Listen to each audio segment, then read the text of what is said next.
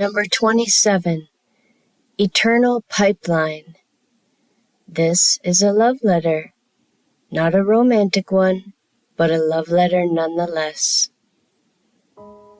We share ancestry.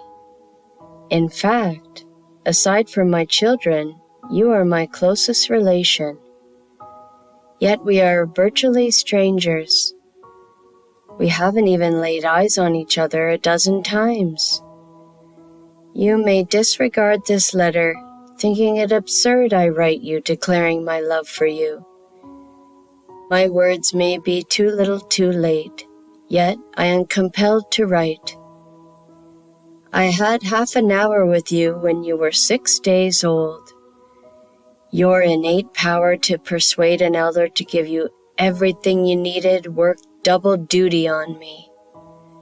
My heart was overflowing with love for you, and my mind was set on finding a way to share it. I can still taste the irresistible scent of you. It was fresh, primal, the scent of a life unscathed, an unadulterated form of innocence. When I told your papa I could have stared at you forever, he said, "Babies have a built-in look-at-me function that's even more powerful than the boob tube." As I nuzzled you into my chest, I called upon our ancestors for assistance. I implored them to use the heat of our bodies to activate the eternal pipeline from my heart to yours. This pipeline is the essence of not only our loving ancestors, but also of any loving beings that have existed. I see it as an infinite, supernatural, spiritual entity.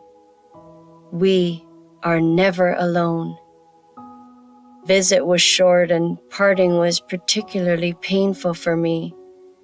I pinned my hope on the pipeline, trusting we would make good use of it when the time was right. Did get to be with you for an entire afternoon when you were not much more than a toddler. What a blissful day it was for me.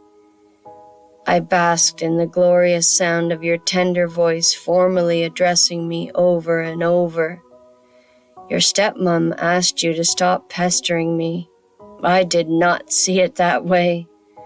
I loved having you as my shadow that day. We played hairdresser and you jumped into my arms from the pool's edge for hours. Our third encounter was about 10 years later during a very solemn occasion.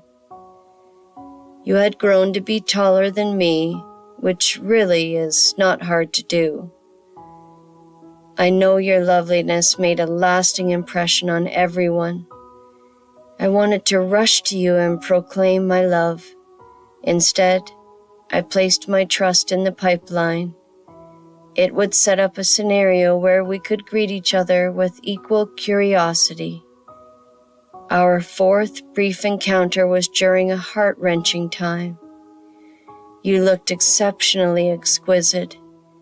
Even through your grief, you had breathtaking beauty.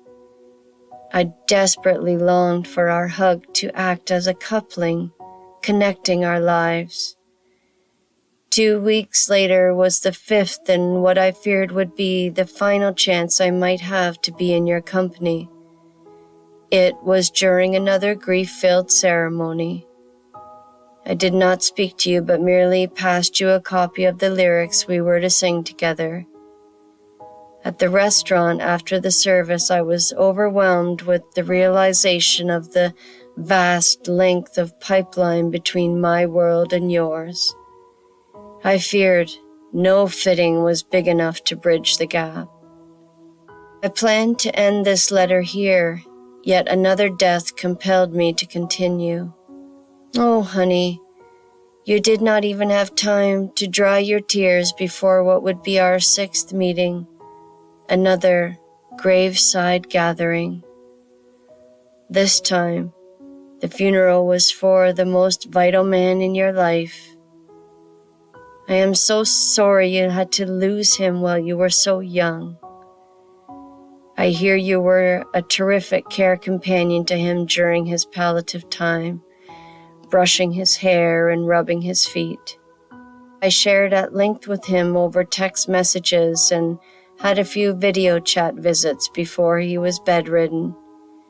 During one of our conversations, we agreed I should give you your privacy in his last days.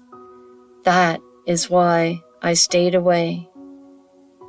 I still have faith in the pipeline, and I wait eagerly for the chance to bridge the gap between us. I love you, Joey. Subscribe, like, and share to support this channel.